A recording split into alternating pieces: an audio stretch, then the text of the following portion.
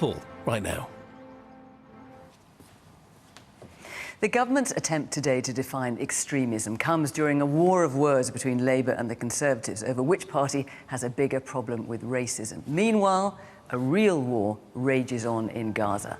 To discuss that and more, we're in Liverpool, a city synonymous, of course, with the Beatles, but also dominated by Labour at local and national level for as long as anyone can remember. But our audience here is a broad reflection of the electoral picture across the nation. Welcome to Question Time.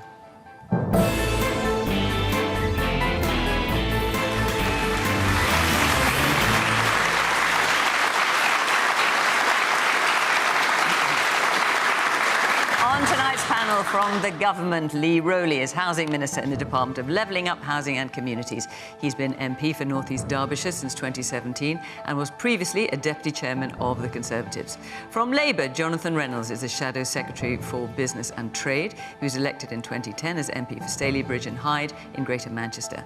Stephen Flynn leads the Scottish National Party's 43 MPs at Westminster and has done so for nearly a year and a half. The man from Dundee is MP for Aberdeen South. Ayesha Hazarika hosts Times Radio's weekend drive time shows and a political podcast called The Power Test. Before that, she was an advisor to then Labour leader Ed Miliband, and she's just been nominated for a life peerage by the now Labour leader Keir Starmer. Melanie Phillips is a columnist, journalist and author. She's worked for The Guardian, The Sunday Times, The Spectator and Jewish Chronicle, among others. She's also written nearly a dozen books over 4 decades and now has a column in The Times.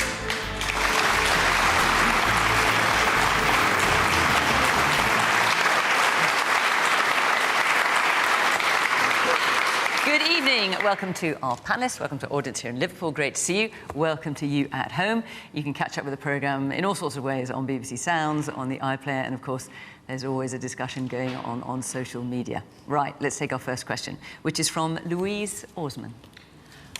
Will the Community Secretary announcement, Michael Gove's announcement today, revising the definition of extremism, which we've been waiting for a long time, actually prevent extremism? So, as you say, this was announced by Michael Gove today by your boss. An abbreviated version of it, let me just share it with you, is defining extremism as the promotion of an ideology based on violence, hatred or intolerance to undermine fundamental rights and the UK's liberal parliamentary democracy. Will it actually prevent extremism, Lee? Well, we hope so, and that's why we brought it forward, because we recognise that the approach needs to change. It needs to change post the 7th of October. We've seen more extremism within the United Kingdom, but also we always need to go back and look at policy again every so often to make sure it works, to make sure it's appropriate for today. It's a very difficult area. It's one of the reasons why it's creating so much debate. But what Michael has said, Michael Gove, is that we need more precision in terms of when we define extremism. And then we need greater clarity from government about not engaging with those who are defined as extremists. And it's all part of a plan to try to make sure that we protect freedom of speech, which is absolutely vital. And then on the other side, you've got criminality, which absolutely people need to throw the book at. But there's a bit in the middle where we need to make sure that those people who are trying to fundamentally undermine rule of law, democracy, the values which we all live by, and we built our country over several hundred years, that those are people who we need to call out, and we have to say we're not going to engage in government from. So when you see that you need a more precise definition, I was watching the debate this afternoon, and so you had Robert Jenrick, obviously former, from the Home Office, saying, I fear the definition lands in no man's land, not going far enough to tackle the real extremists, not doing enough to protect the non-extremists. And watching the debate, who's welcoming this from your side? Well, I saw a lot of criticism. I didn't see many people saying this is a great idea. It's a challenging policy area. There's no doubt about that, and that's why it's taken time to get here. But what Michael is trying to do is he's not going to run over there and not deal with it. He's absolutely trying to deal with it. What I saw actually today, I thought the Labour response was relatively constructive. I thought most of the people sat on my benches, on the Conservative benches, were trying to be constructive about it. But this is the first part of a series of a plan. And so Michael has announced the broad outline today, the broad approach, and then we will come back in a number of weeks' time to talk about the specific groups, the precision about who is and who isn't extreme, and also recognising that we have to tread carefully here, but we do have to do something about this because the rise of extremism is unacceptable. Do you welcome this, Jonathan? Do you support it? Do you support this definition? Well, it's a really important issue, and I welcome the question. I can't tell you yet whether this will solve the problem, whether this definition is the right one, because you've got to see how it works in practice. And I do, to be honest, I worry that fundamentally this is about, can this government bring people together? Can it build community cohesion to do that? I think a lot of people, to be honest, don't really trust this government to be able to do that. But, you know, whatever definition you have, the question is, what are you going to do to really tackle this? Because we've got to clamp down on extremism. You know, the government's counter-extremism strategy, I think, is 9 years out of date. You know, what are they going to actually do with this definition to do it? But How are we going to tackle... Just to be clear, do you support the definition as outlined by Michael Gove? We'll have to see what it does. I mean, I find it's a very broad definition, to be honest. I want to know how it will be used. I want to know how we will tackle online radicalisation, which has become a huge problem. I want to know what will we do specifically around anti-Semitism, around Islamophobia. Those require specific responses. So I absolutely agree. We agree that we've got to have some serious action on clamping down on extremism. But can this government do it? And can it be the case, if it's a definition that's just come from one politician to define who is the other side of that definition? I am honestly not sure. But what we really want is some proper action that will deliver this. And I think at the minute, to be honest, we cannot say at this stage whether this will do it. OK. Stephen, I'll come to you in a minute. I just saw loads of hands shoot up, so if you'll forgive me, I'm just going to go to the audience quickly. The woman there in the black, yes. Hi. I think with that definition of extremism, what would the Tory party say then about what Frank Hester said about Diane Abbott this week?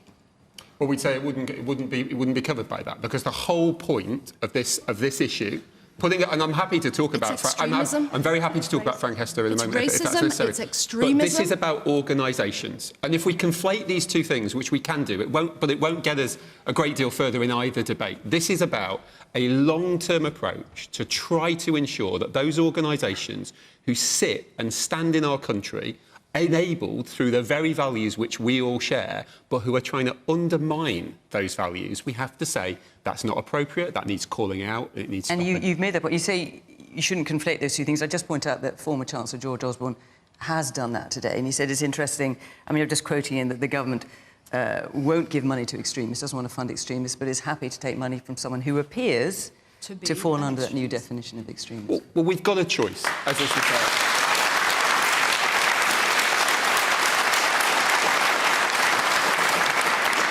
We've got a choice as a society. We've said that what Frank Hester said was wrong and it was racist. And here, now, the debate, the question, the thing in front of us right now, is how we make sure, over the long run, when Frank Hester isn't in the news in 6 months' time or 12 months' time, when something else has come up, when the Labour or the Liberals or the SNP have got a problem like we've had this week, you know, ultimately we make sure that still we are stopping people misusing our values. We shouldn't be naive in this country. If we believe in liberal democracy, we have to fight for it. Stephen. Look, the good news is that this Conservative government is coming to an end. The bad news is that they've not realised it yet, so they're going to spend... they're going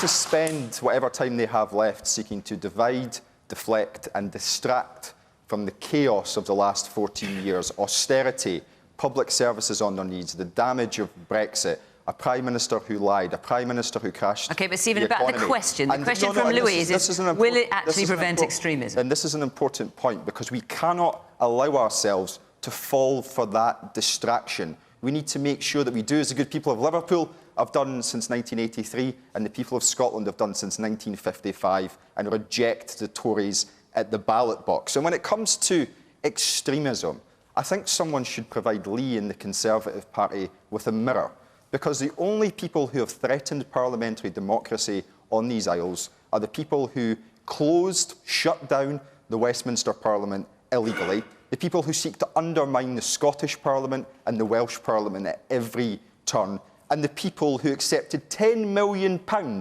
from someone who was racist and called for one of my parliamentary colleagues to be shot. That is extremism.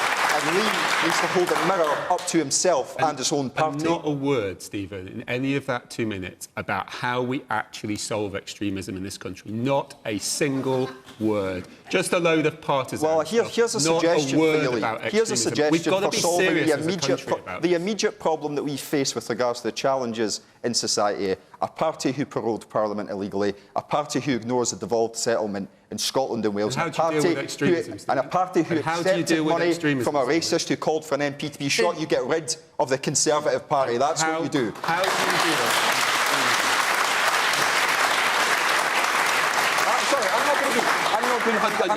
You have absolutely failed to answer the question about how you deal with extremism. Make all the party by your divisive, deflective agenda. Hang on, just 1 second. Louise's question is about, will this revised definition of extremism actually prevent extremism? You still haven't answered that question, Stephen. We hear what you say about the Conservative Party, and of course you're entirely within your rights to make that point. But in answering Louise's question, will this revised definition of extremism actually prevent it? The important point here is that this is just a deflection. No, but answer the question. Can you answer the question, I'll give you one last chance. No, I don't believe it will solve anything in terms of what the government have done today. But this is a deflection, and we can't escape from that. Melanie. I don't think definitions of extremism actually will do anything to counter extremism. We already have a definition of extremism. This is another one. Michael Gove says this is a better one. I don't know whether it's better or not. You need a microscope to see the difference. I can see there is a difference, but I'm not persuaded that the difference in language is going to make any difference on the ground. It seems to me that the problem has not been about definitions of extremism. There are plenty of laws already on the statute book to enable the police to take whatever action is needed to counter all kinds of extremists. The problem is that the police very often will not use those powers, and that is due to a variety of issues and questions depending on the circumstances. But, for example, when it comes to neo-Nazi extremists, and Michael Gove announced 2 organisations which are going to be proscribed from government. He says he's assessing them at the moment, yeah. They're assessing them. Those don't need any definition of extremists. We all know what neo-Nazis are. But when you look at the Shawcross report on the malfunctioning of the PREVENT programme, a programme which the government set up some years ago to deal with extremism, you find that what has happened there, what's gone wrong there, is in the failure to correctly to take action against the kind of people who pose the greatest threat. And that's due to a variety of reasons. In other words, the problem is not with the definition. The problem is with what's going on, what's going wrong with the people who have been entrusted with the task of keeping us safe. And as far as I can see, this new definition is not going to address that problem. OK. Man in the blue sweater. Yes, so I just want to remind you that he actually said when he looks at Diane Abbott... Oh, this is Frank Hester you're talking about, yeah. It makes him hate all black women and that she should be shot. If that is not extremism, I don't know what it is. And I'm sorry, I'm thinking about... I am also thinking about countless of black women, especially black girls, who hear that on TV, and that's a massive safeguarding issue. I mean, what this little girl would actually think, that she's not accepted in the society that we live in. I mean, I was not shocked that's how sad it is. We're getting used to that. But I was angry, and I hope that we protect Diane Abbott at all costs, and I hope she receives support from both parties, the Conservatives and the Labour Party as well. Thank you. OK. Yes, the woman with the... Yes. Instead of redefining extremism, why don't we make penalties worse for hate speech? It seems like Frank Hester, nothing's happened to him. And there seems to be a scandal like this every week, and nothing happens to anybody who makes all these offensive comments. OK. And yes, in the black sweater, yeah. Me? Yeah, I mean, for years, as a teacher, we've had the PREVENT strategy rammed down our throats every year. We've had to repeat our PREVENT certificates. And yet, today, suddenly, all of that goes out of the window. Why? We've been building up with Prevent all this time. Is Prevent not good enough anymore? OK. Ayesha. Well, look, we should take extremism seriously in our society. Joe Cox, the MP, was murdered by a far-right extremist. David Amos was murdered by an Islamist extremist. I think we should be very worried about our young people getting radicalised. I'm from a Muslim background. No Muslim mum or dad wants to see their daughter ending up like Shamima Begum. No Christian mum or dad wants their teenage son to end up like a man called Joe Metcalfe, who's a teenager. He was sentenced to 10 years after being convicted of planning to attack a mosque and kill Muslims. So we should take this seriously. We should take it deadly seriously. And do you, to Louise's question, do you think this will, what Michael Gove has said today, will actually prevent extremism and that kind of thing? No, because I think what the government is doing is cynically playing politics with this issue. I think this idea of tackling extremism, if you're going to be serious about it, you have to engage with people, you have to understand what's happening in these communities, you have to work with people in the community. And what I have been seeing cynically over months, I'm sure you've all seen it here, is using extremism as a fig leaf, actually, to promote a lot of anti-Muslim and Islamophobia in this country. And I find it extraordinary that in the week that we have had these comments from this Tory donor, where the Conservative Party took a whole day to even define what racism is, they sent ministers out on the morning round saying this guy hadn't been racist, he had just been a bit rude. He talked about shooting a black woman, not any black woman as well, our first ever elected black woman in British political history. This is a party that couldn't even define that as racist. How on earth are they going to define what extremism is? I will come back to you, Lily. I'm just going to take a few more points from the audience. Yes, so the Conservative Party talks about protecting freedom of speech, all being well, but there's a big difference between freedom of speech and spreading misinformation, total garbage, total lies. As the lady said, there seems to be no repercussions or consequences to these people who make such statements. They're not corrected. The correct information is not put out there. Hence why why fascism in this country and extremism is on the rise. People are going to believe those facts that they think are fact, and they spread through social media and have detrimental effects. Let me just ask, in the interest of balance, is there anyone here who welcomes what Michael Gove had to say and supports what he had to say?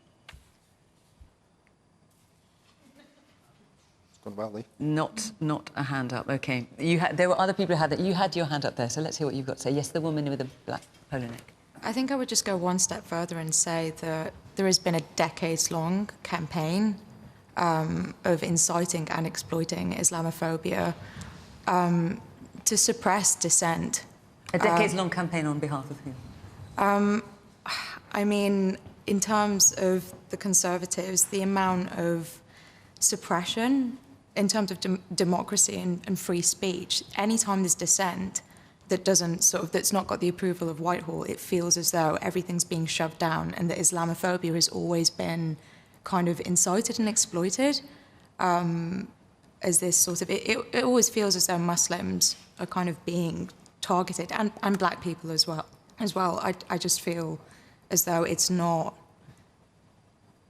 It feels as though there's been a decades-long campaign that hasn't worked with Prevent. It feels as though it's not functioned particularly well. OK. Let me take one more point. I'll come to you. Yes, this one here. With Rishi Sunak making transphobic comments in the presence of Brianna Jai's mother and accepting donor money from someone who is, I think we can all agree, is incredibly racist, will the government accept it's complicit in a culture of racism and transphobia? All right, Lee. Well, listen, let me come back to you. You've got a number of points here. So you had your teacher, you were saying, and you were saying, well, you've been working with Prevent for ages, does that just go out the window now? And perhaps you want to ask the other points as well. Sure. Look, there's two things here. And the Conservative Party's had a difficult week. And the first thing is that the person who we're talking about, Frank Hester, the comments are wrong. The comments were racist. You have to deal with the specifics. This week it's Frank Hester. A few weeks ago it was Angela Rayner about something else. Before that it was XYZ. Within politics, people say things which are incorrect. The first thing they need to do is say that that was wrong. And then more broadly, as a society, we have to decide what we want to do with people who get things wrong and who say things wrong. And the question is, do we forgive or do we just ostracise? And some people in this audience will say, that's it, we're done, no more. Other people will say, actually, second chances. My personal view, I did this all the way through, I've tried to do it all the way through my career in politics as an MP, is try to give second chances, not just on my side, but on the other side as well. I think we are better as a society, as a community, if we do that. Where comments are wrong, they should be called out. But ultimately, if we give people a second chance, if we say, actually, you still have something to contribute in whatever way, be it MPs or within the political process as a whole, I think we are better as a society for doing that. OK, I just want to come back on that because it is a disgrace to lump other politicians like Angela Rayner in with what that racist said.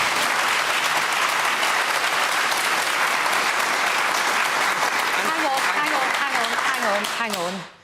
He didn't just make a bad comment about people. He said Diane Abbott made him want to hate all black women and he wanted to shoot her, OK? That is not just, I have been a bit rude. And when you say he apologised, he did not even recognise his abhorrent, disgusting, frightening racism.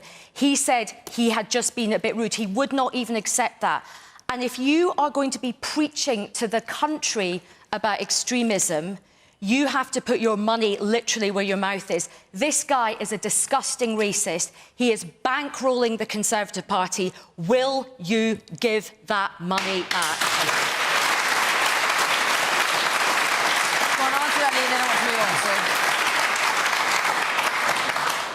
As I have said, all the way through this, there are different MPs and there are different people in political life that make comments that are wrong. When they are, Who has said that they're going to shoot somebody?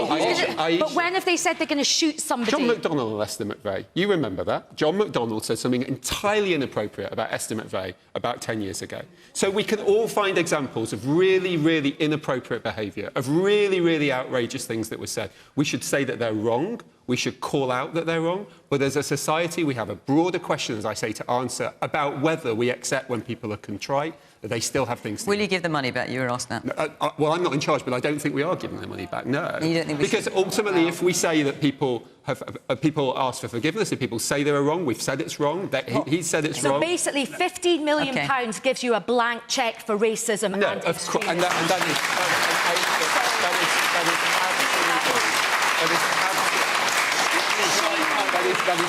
that is absolutely not correct. That is not correct. And next time, Ayesha, in the Labour Party, somebody says something that is incorrect and somebody says something that is absolutely wrong, and I hope and I will look forward to you absolutely cutting them out of public life forever. Yeah. Full stop. Okay. All right, I'm just going to say, can I just say, and I have to say this because Frank Hester is not here to defend himself.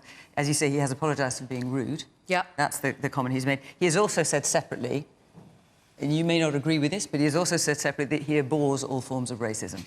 I know. Listen, this is my job. He is not here to defend himself. I'm just putting his point of view. We could talk about this for quite some time. OK, let's give another 2 or 3 minutes. And before I move on. John. The comments were clearly racist. They were clearly abhorrent. They were clearly wrongly. I don't know why anyone would want to morally compromise themselves so much by defending it. But for you, do you not see what this audience has said tonight? You have lost the legitimacy to tackle a really serious issue, which is extremism. Because these people and the people at home, they will not listen when you operate that double standard as a government. And you didn't come out as a government and say it was wrong. First of all, you said it was rude. Then you said it was racist. Then you said it was racist, but the money wasn't racist. And then you were saying that you take more of the money. And now we find out you have. Of course it's wrong. And the Prime Minister knows it's wrong, but the fact is he's too weak. If you can't govern, you've got to call an election rather than put it out so people can make the choice. We've said it's wrong. I'm saying it's wrong here tonight. I mean, it's clear. There's a forest of hand-ups. I'm just going to take a few more points before I move on. God, where shall I start? The woman here in the black with the glasses, yeah.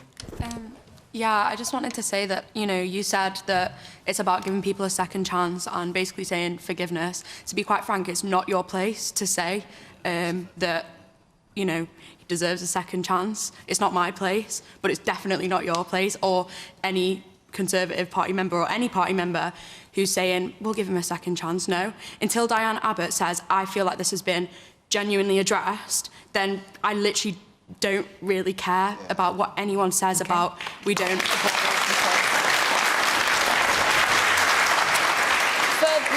right towards the back. We haven't had anyone from the very back. The man, I think you've got a pink shirt on. No, further back. Yes.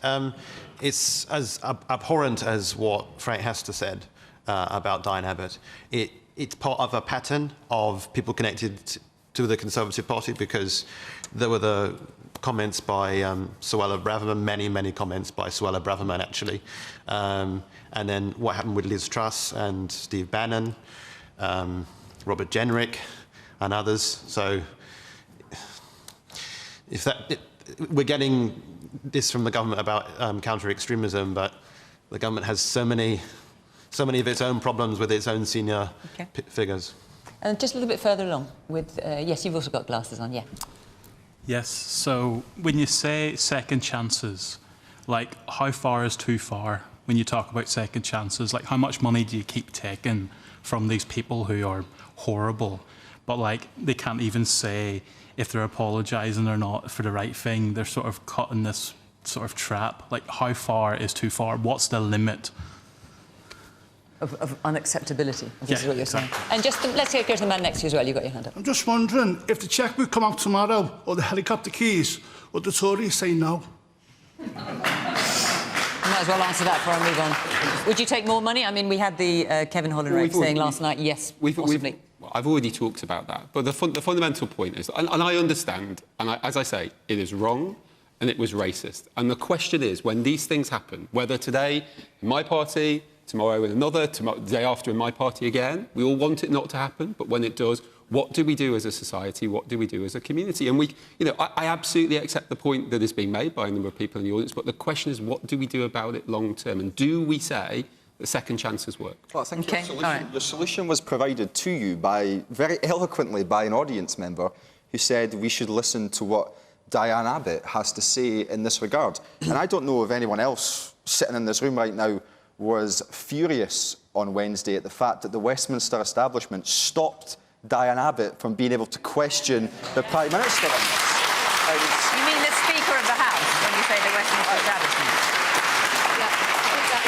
Can I just make one other point? Very briefly, because I want to move on. At the heart of all of this, with all the politicking going on, is a woman, and that woman is Diane Abbott. And I think what we forget is she is a human being like the rest of us. This woman was our first ever black elected woman into Parliament. In that time, she has been abused, humiliated, mocked, and now she's been threatened with death. And I do think, what does it say about our society that almost 40 years on after the first ever black woman was elected, that we are in this cesspool of racism? I spoke to Diane this week, and what that woman has had to go through. So in the middle of all of this, yes, there's lots of accusations, but there is a human being at the heart of all of this, and her name is Diane Abbott. OK. I am going to move on. Lots of you want to talk about this next question, so I want to take it. Just before I do, I want to say that we have got one more show before the Easter break, so that's next week. We are in Middlesbrough. Then after the Easter break, we return on the 18th of April in Buxton. So if you are in or around Middlesbrough or Buxton and you'd like to come be part of the show, be part of the audience, follow the instructions on the Question Time website, and hopefully we'll see you at one of those two programmes. Right, let's take another question now from James Pritchard. With 12,300 children dead in Gaza, will the government or opposition put any meaningful pressure on Israel to end the slaughter? Jonathan.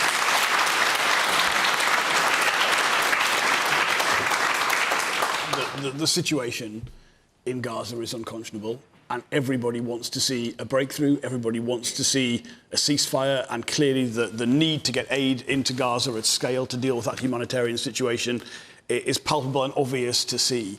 it is a huge frustration for everyone, I think, watching those scenes to wonder how can we meaningfully have a breakthrough that will deliver that.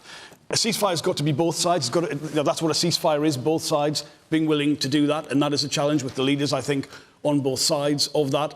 I was on this programme, if you remember, in October in Bradford, where it had just begun. If you told me at this stage we'd still be talking about the lack of a breakthrough, even I wouldn't have believed it could be such a stalemate. But I do believe the circumstances now, especially with, I don't think Hamas will be part of the future of Gaza, and therefore I think there is not just the potential for a ceasefire, but the potential for a long-term, meaningful peace process.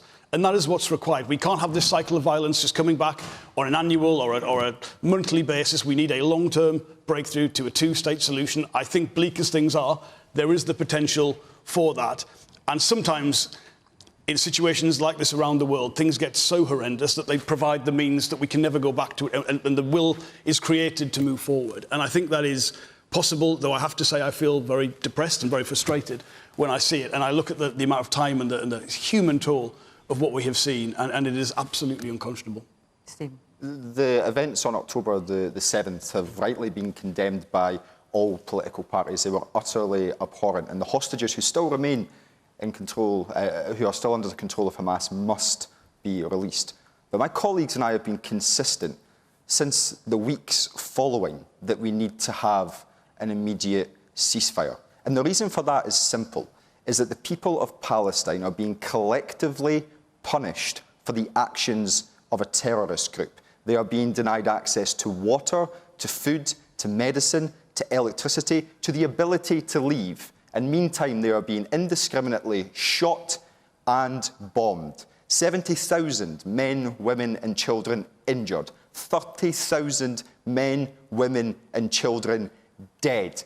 And I have been utterly ashamed to be a member of the Westminster Parliament, as it has sat for months in silence instead of calling for that immediate ceasefire. And two things need to happen now. We finally dragged the Labour Party to a position where it backs a ceasefire, and hopefully we can get the government to do likewise. But meantime, we need to end arms sales to Israel, and we need to use our voice, the UK's voice, as a permanent member of the UN Security Council to advocate immediately for a ceasefire. No ifs, no buts.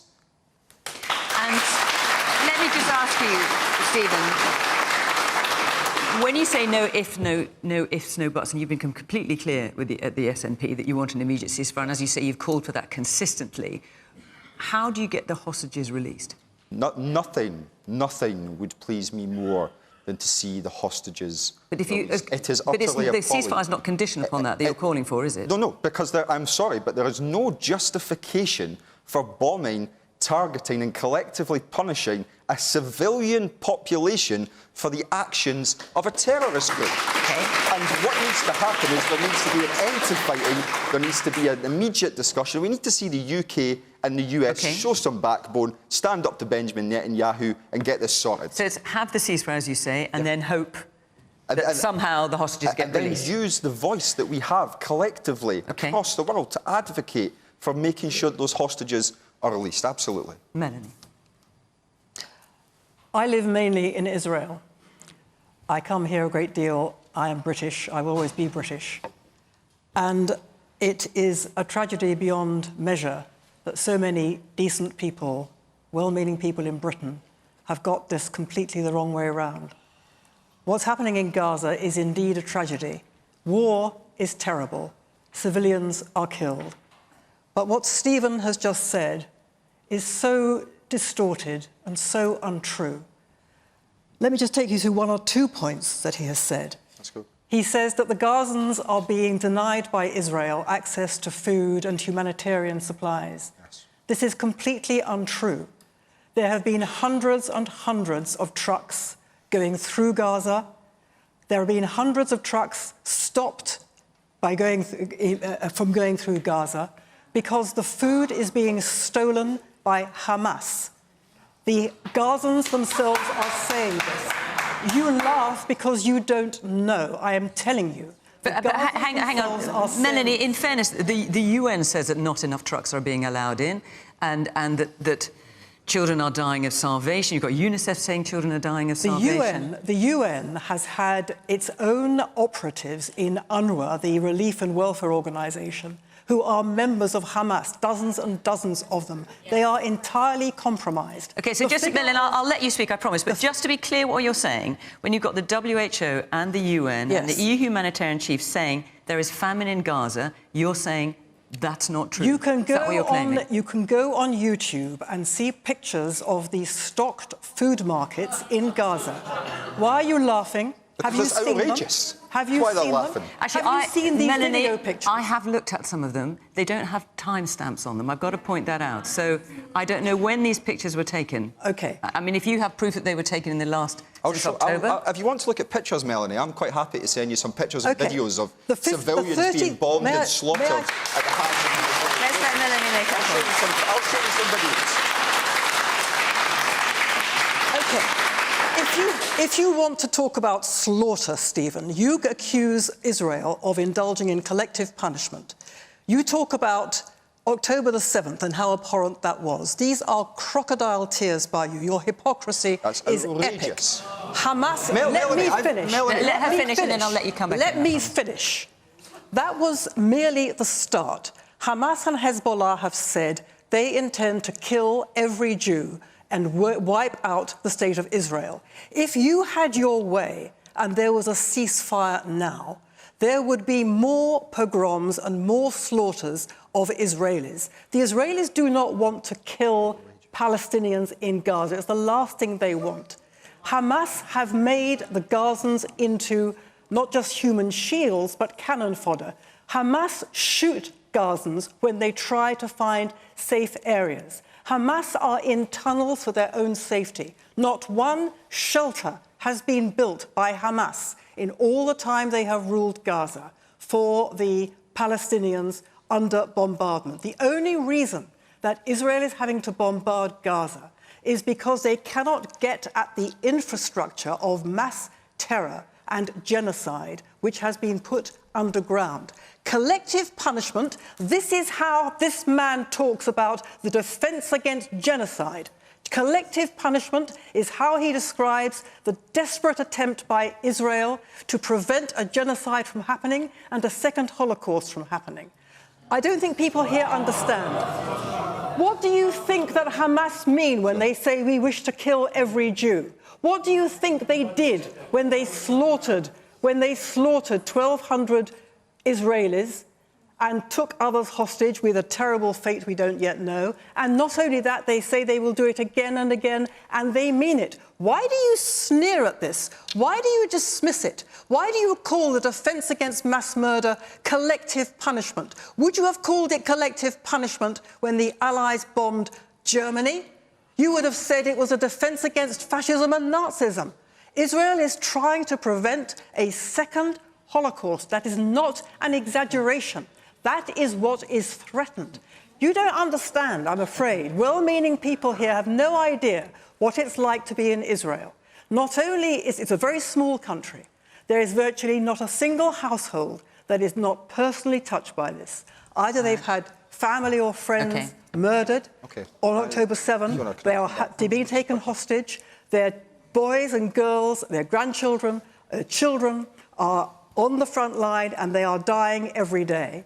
There are rockets, hundreds of rockets every day coming from the north, from the Hezbollah. OK, Melanie, you're making your points very powerfully. I'm just going to, because you've made some accusations against Stephen, I want to let him answer. You know what? Those weren't accusations. Those were outrageous, disgusting slurs, and I actually feel quite sorry We heard what you said. However, OK, let him answer.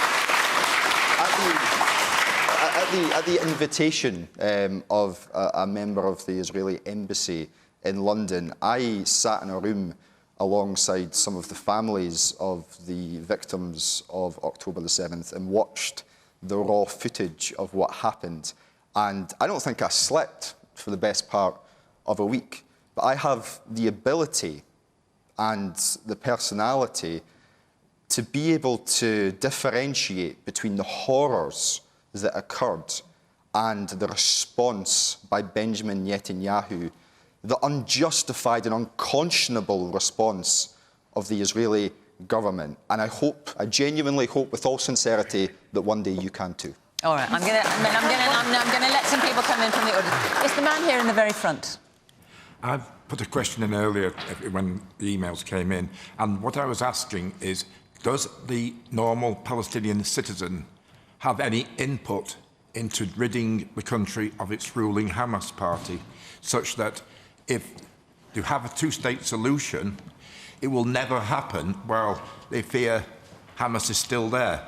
You need the country to be run by the actual Palestinian citizens, and that stop and get rid of the Hamas people, so there's no need to bomb. I mean, it's not the easiest thing, I would say, for someone Palestinian to stand up to Hamas. It needs a civil uprising. OK, let's take a few more points here. It's the man in the yellow T-shirt. Yeah. Yeah, there's just one thing that I was always trying to pass on to everybody.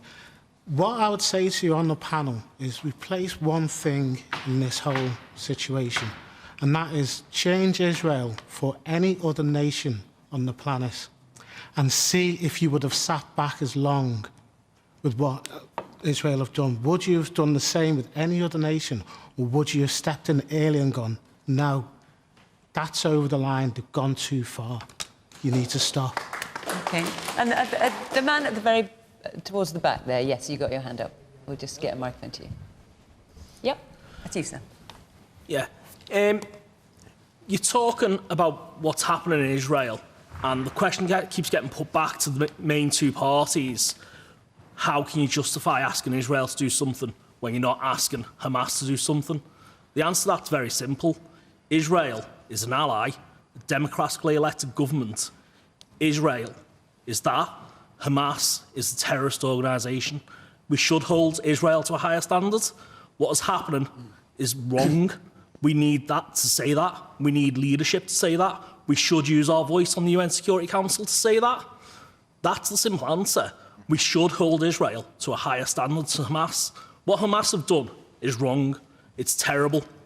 But doing nothing, we're becoming a complicit in that. We need to say to our friends, you should be doing better, and they should be doing better. Ayesha. Well, look, I mean, everybody watching and everybody in this room is just absolutely horrified by what we're seeing, and you can hold two thoughts in your head at the same time. You can feel the understandable pain and anguish and fear of the Jewish community because of what happened on the 7th of October, that orgy of violence and evil, and you can also feel pain and horror when you look at what is happening in Gaza, the death toll and the injury. So most people can hold both of those things in their head. Most people want peace, of course they do, but let's not kid ourselves, it's not that easy. And if we're absolutely honest, a ceasefire has never felt more remote, because essentially you've got two sides that don't want a ceasefire. Hamas, as Melanie has rightly alluded to, don't want a ceasefire, and they have said that they would not stop attacking Israel. But on the other side, you've got Netanyahu, in one of the most extreme right-wing governments in modern history in Israel, and there's lots of protests against him as well. Neither side want a solution or a compromise. To your point at the front, the gentleman in the pink shirt, you talked about the Palestinians needing new leadership. I agree. I think the Israelis also need new leadership if we want to try and get some resolution. In the meantime, we have got to get aid into Gaza. The idea that we're now shipping aid in and we're building this port, which could take up to 60 days, we need to get aid by truck, by road, into Gaza. And everybody in the diplomatic community is trying to be very sensitive to all the understandable concerns that people have, but pressure has got to be put now to get this aid in. Parachuting it in is a nonsense. Shipping it in is just logistically so difficult. The way to get it, I mean, the ceasefire is going to take a long time. There's no simple slogans or solutions to this. We've got to stop this famine. They are on a brink of a famine, and the international community has got to get together, and we've got to get aid into Gaza. OK. Lee. Let's come back to James's question. Will the government and the opposition, but you've answered, John, will the government put any meaningful pressure on Israel to end the slaughter? Now, we heard that most senior Democrat in the States today, Chuck Schumer, saying Netanyahu's got to go, for example. David Cameron has been increasingly critical. Will the government put any meaningful pressure to end the slaughter? Well, there's a huge amount of work going on in the background, as there often is in these kind of foreign policy issues, to try to move it forward. But it is hugely difficult. And it's hugely difficult for one reason. This could stop right now. It could stop this second without a single additional drop of blood being spilled. And the way that happens is for Hamas to lay down their weapons. It is for Hamas to say that they will not try to repeat October the 7th, where 1,200 civilians were murdered, raped, beheaded and burnt alive. It is for Hamas to release 200 people, the element of that 200 people who are sadly left, who they dragged back into Gaza and are now using as human shields. And it is for Hamas to say that they will no longer say that they will do this time and time and time and time again. And the other thing Hamas could do is remove from its charter, its founding principles, the way in which it has worked for the past 30 years, virulently anti-Semitic statements which wants to wipe Israel off the map. So I want a ceasefire tomorrow. I want all of this horrible thing. Everything you say is, of course, true, but there's no chance of that happening with Hamas. Well, I think we can all agree that. So how do we get to end this? Blame Hamas. Let's have 80% of this discussion about Hamas, about a virulently anti-Semitic, murderous group of people that started this, perpetuate this, and have it within their power to stop it tomorrow, and are choosing not to do so. OK. I just want to take a couple more points. The man in the check shirt, sort of in the middle. Didn't Hamas actually offer that, and Benjamin Netanyahu denied it? They offered him to release the hostages in turn for a ceasefire, and he denied it. So what does that tell you? But what they haven't done is said that they won't try to do it again and again and again. They stated that explicitly. If Hamas stopped all of this, I absolutely agree. Ceasefire immediately. But Hamas are refusing to do so. The woman here in the cream sweater. Hang on, we'll just get the microphone to you. I lived in London in the early 90s, and I remember the IRA. By the way, I am a proud Jew. And I remember back then when we had to avoid bombings and watch out where we were. I remember my friends here saying, we do not negotiate with murderers. We don't negotiate with terrorists. Though, of course, in the end, we did. Sorry. In the end, we did. The government did. Do you think... Sorry, carry on making your point. Do you think Hamas is like the IRA? Do you think Hamas would sit down with us? I'd be ready. I believe you. I think that if if Hamas said it was over, then so much would change. I don't think this is the Palestinian people. Hamas is not the Palestinian people. Let's make that very separate. Don't forget that people from Palestine came over to Israel. They would come over to work. I mean, some of the hostages are people who worked with Arabs, with people in Gaza, with Palestinians. Don't forget that. Don't forget in Israel, we have Arabs and Israelis, Jews and Arabs working together, living together, trying to make life good. Okay. Let's look and see what's happening there with Israel. Let's not forget what was going on with Hamas. The Palestinians brought them, they elected them, and then what happened with all that money? Look at all those great tunnels, right? We know this. Jews know this. Jews know this. And that's what's so exhausting. OK, thank you for your point. I'm going to take another question. We've got about 10 minutes left, and I want to try and fit it in. And I know we will return, sadly, to talking about Gaza. As you say, when you were on in Bradford, you thought we'd be talking about it this many months on. Alison Litherland. Yes.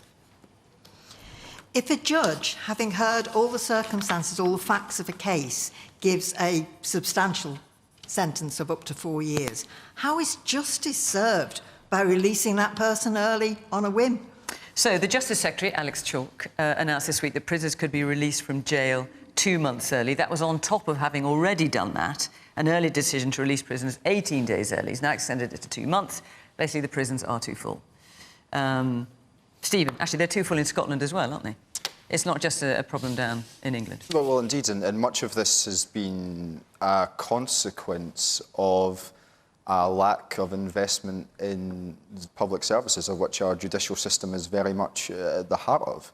And, you know, that stems from... prisons are devolved in Scotland, so you could build more prisons if you wanted to. Prisons are devolved in Scotland. The justice system in Scotland is devolved and it's separate. What is not devolved and separate is, of course, the Chancellor's budget, which he makes, and that obviously impacts upon the money that's available in Scotland. And there's been obviously a 10% reduction in the capital budget, capital grant to the Scottish Government in order to build these new things. So the fact that Scotland, I mean, you've got an overcrowding problem in Scotland. We'll come to England as well, of course, but you've got an overcrowding problem in Scotland.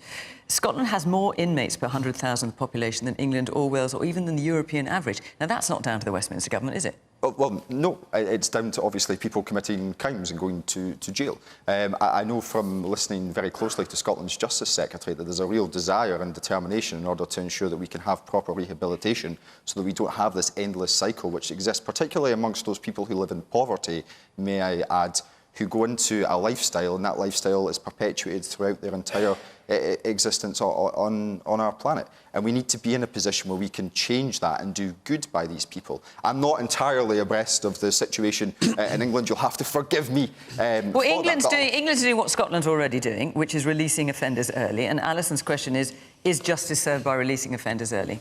Justice is served by making sure that someone doesn't commit a crime again. And breaking the link between reoffending, which quite clearly exists. And obviously, if the prison system is under pressure, that's as a result of the financial decisions that have been taken by the Treasury over very many years through austerity to cut back on investment in public services. But we need to reappraise and refocus how we look at our justice system. We shouldn't just send everyone to jail on a whim. People should only be going to jail for the most serious of crimes, and people who can be rehabilitated must be rehabilitated. It benefits us all. Ayesha. Well, look, this is just another symptom of, I'm afraid, what is now known as broken Britain. We have a real problem with law and order in this country. We've had police cuts, so it's a miracle if anyone even turns up if you report a crime. There are big backlogs in our court system. Justice delayed is justice denied for a lot of the victims. There are now not enough prison places to put all these people in prison. Many serious crimes, like rape, have practically become decriminalised. People are going into shops and just filling their boots and the police won't turn up. Antisocial behaviour is off the chart. So we have got a real problem with law and order in this country. And the Conservatives used to be the party of law and order. And I just wish, instead of like whipping up hatred against minorities or othering other communities, I want to see politicians and ministers get on with the job, get tough on crime and tough on the causes of crime. So we have not got long, so I'm going to ask you to be reasonably brief because I do want to try and bring the audience in as well. Lee. Well, we talk about what the problem is. The problem is a hangover from COVID. There was a lot of... But there is. And sometimes politicians have to be clear. You know, you can laugh or scoff, but the reality is that during COVID, when you take out a substantial proportion of your capacity in your courts for a while, there's a backlog that builds up. And so a backlog of people have built up within the system, including within jail. We were building 20,000 new places, but when the spike happened after COVID, we've got to work through that. And we're trying to work through it, and that's happening, but it's going to take time. And what politicians need to do is to say, we've got a problem, let's work through it, let's put a plan in place to do that, which is what is happening. But just on prison places, the 2019 manifesto promised to add 10,000 more prison places. Then you had another go in 2021, promising 20,000 more places by the mid-2020s.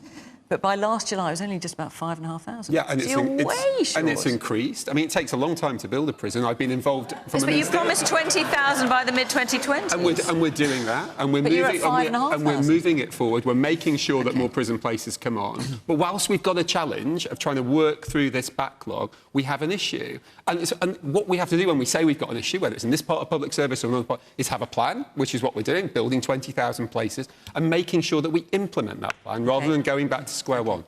Reasonably briefly, Melanie. The lady says it's a joke. I entirely agree. The system is simply not fit for purpose. I think Ayesha is absolutely correct.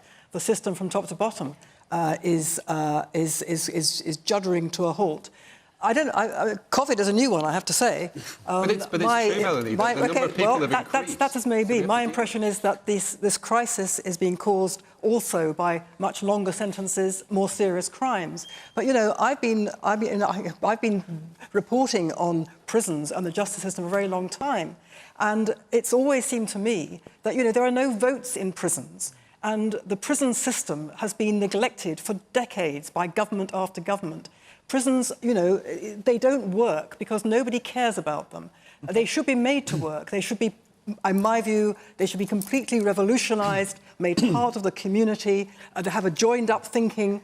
None of that is happening. They have been, they've been locking the key and locking people up and throwing away the key. And in fact, locking people up, many, too many to a cell. And everybody forgets about it.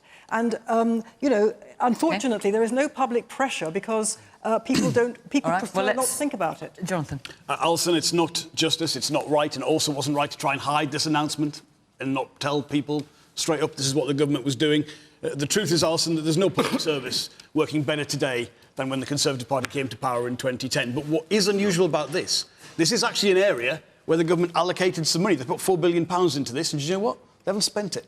They've got about a quarter of that spent. And why haven't they spent it? Because they're distracted, because instead they've got to deal with their racist donors or Tory MPs defecting to reform or this, £46 so what would billion Labour do? I mean, this is the thing I'm going to end up saying every week. Spend the money. And then run up to an election. If you have a government that is a complete soap opera, day in, day out, it is not focusing on the things that matter. So is your plan to build more prisons? Absolutely. If you put £4 billion into build new prison places, build the prison places. I don't think that's particularly complicated. Well, you haven't, though, Lee. But you haven't, because you've got no focus. And the truth is, put the Parliament channel on any day. Look how early the legislative agenda finishes for this government every day. Look at what...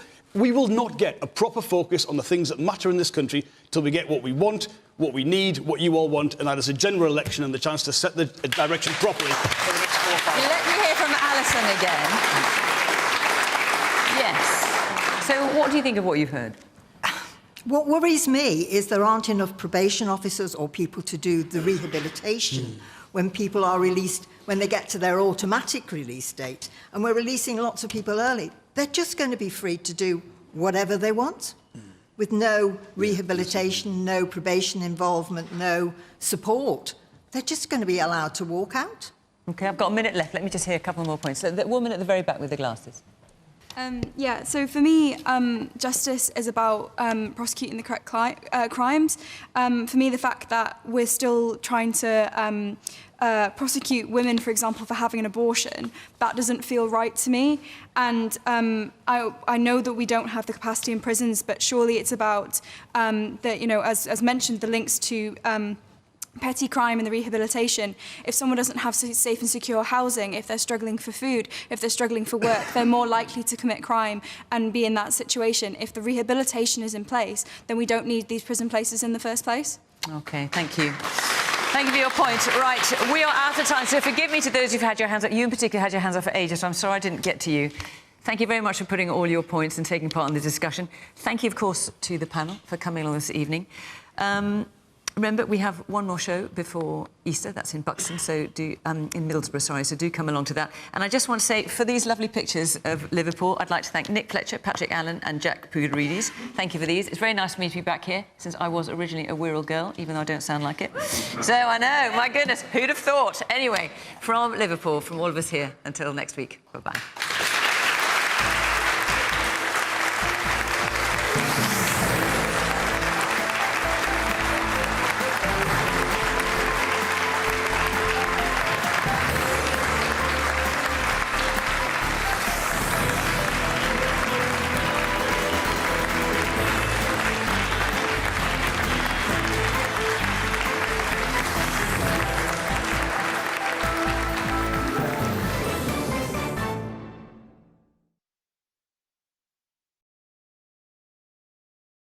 From New York and London, two best friends